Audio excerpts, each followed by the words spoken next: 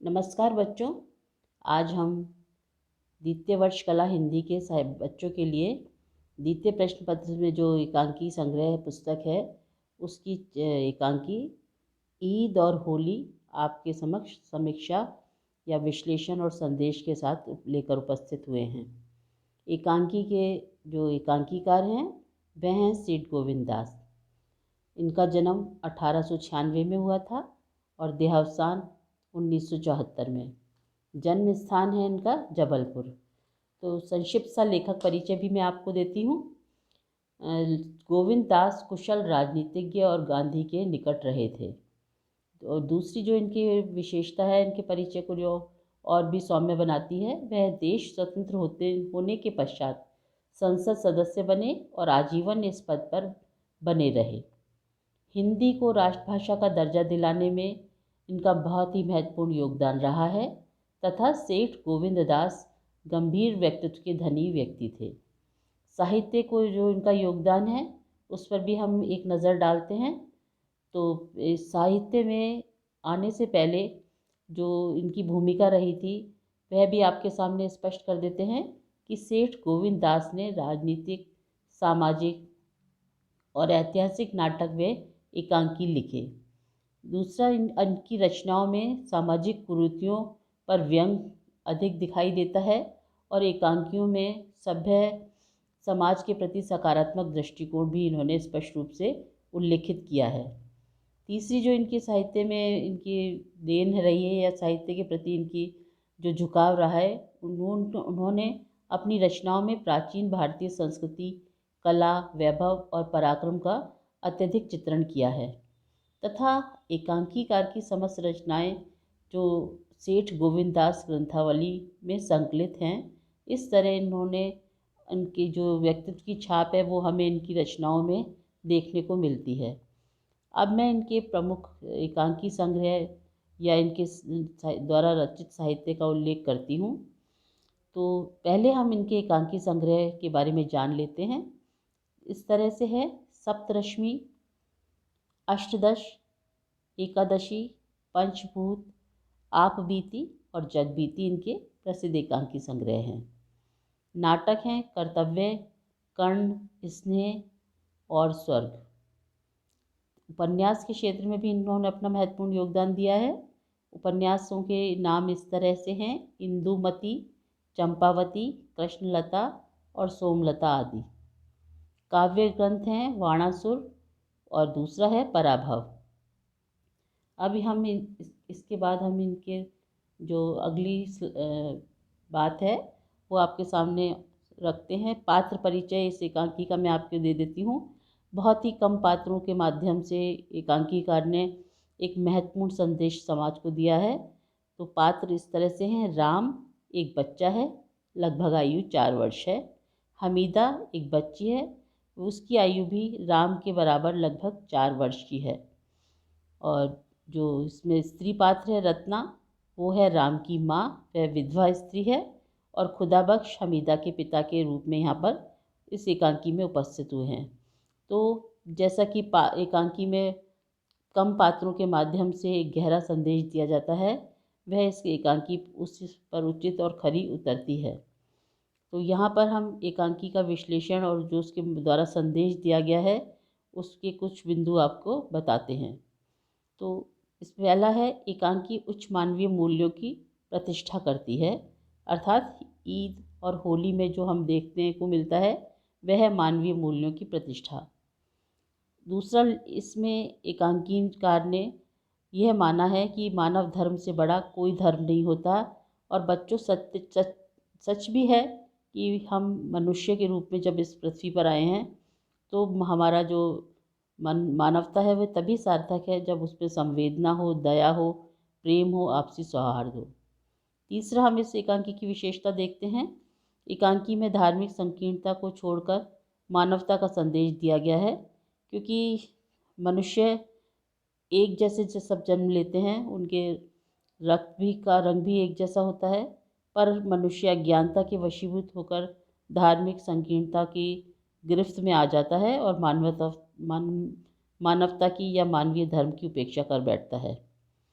चौथा एक महत्वपूर्ण संदेश दिया है कि जो बच्चे होते हैं वे अबोध होते हैं और धर्म से ऊपर वो आपसी प्रेम, सौहार्द, आत्मीयता और हिल मिलकर रहने को महत्व देते हैं तथा बच्चों में किसी भी तरह का धार्मिक भेदभाव वह ना तो जानते हैं ना ही मानते हैं।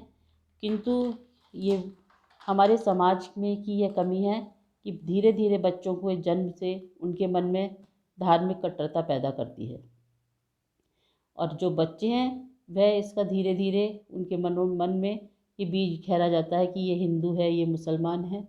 तो उनकी बड़े होते हैं तो उनकी सहजता और सरलता भी खत्म होती जाती है एक दूसरे के प्रति।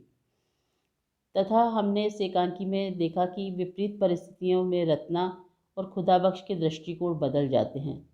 संकट के समय दोनों एक दूसरे के प्रति सहृदय हो उठते हैं और इस तरह से परिस्थितियां ही हैं जो उनके मन की कटुता और द्वेषता को समाप्त करने में बहुत ही महत्वपूर्ण भूमिका निभाती हैं। तो यहाँ मैं आपको और स्पष्ट कर देना चाहूँगी कि एकांकी में बताया गया है कि मनुष्य अपनी संकीर्ण सोच के कारण धार्मिक कट्टरता और मज़हब की जंजीरों में जकड़ जाता है। मानवता का मूल धर्म है जो वो सर्वोपरि होना चाहिए तथा जो हमें एक दूसरे की सहायता और मदद भी करनी चाहिए। इस एकांकी में आए बाल पात्र अबोध हैं, सरल हैं और सहज स्वभाव के हैं। वह जातिगत भेदभाव, ऊंच नीच की भावना से ना तो वाकिफ़ हैं और ना ही वो इसमें किसी तरह की उनके मन में इसकी कोई बीज भी उसमें हम देखें जान नहीं पड़ता है। पड़ोसी होने के नाते राम और हमीदा आपस में प्रेम और सौहार्द से एक दूसरे के साथ खेलते हैं, एक दूसरे के साथ अपनी सेवैयाँ जो है वो साझा करते हैं और आनंद से खाते हैं और एक दूसरे के प्रति वो ये अनुभव करते हैं कि हम पड़ोसी हैं और उनके मन में किसी तरह की हिंदू मुसलमान का भाव नहीं है। इस तरह हमने देखा है कि एकांकीकार ने व्यंग्यात्मक स्वर में कहा है कि रत्ना और खुदाबख्श स्वयं को ज़्यादा समझदार मानते हैं और अपने मन की दुर्भावना को बच्चों पर आरोपित करते हैं और बच्चों को आपस में साथ खेलने का मना करने का या अलग करने का प्रयास करते हैं। पर बच्चों का मन अबोध है। राम की माँ रत्ना है और हमीदा के पिता खुदाबख्श। दोनों ही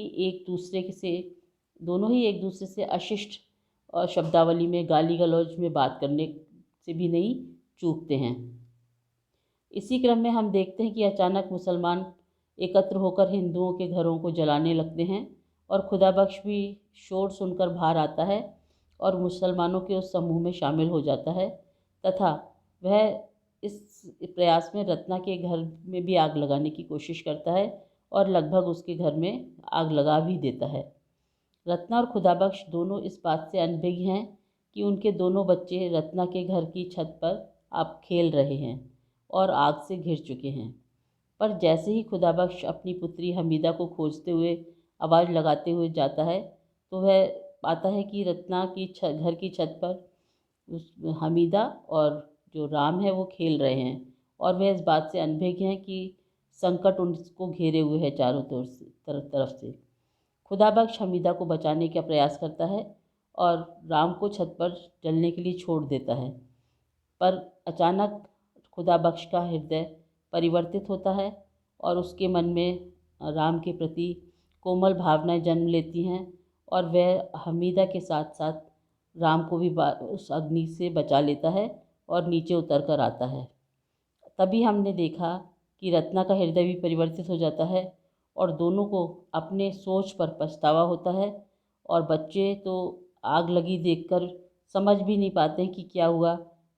वह जो हमीदा है वह तो इस आग को होली की आग समझती है और सोचती है कि ईद और होली दोनों मनाए जा रहे हैं और होली का दहन हो रहा है मानो।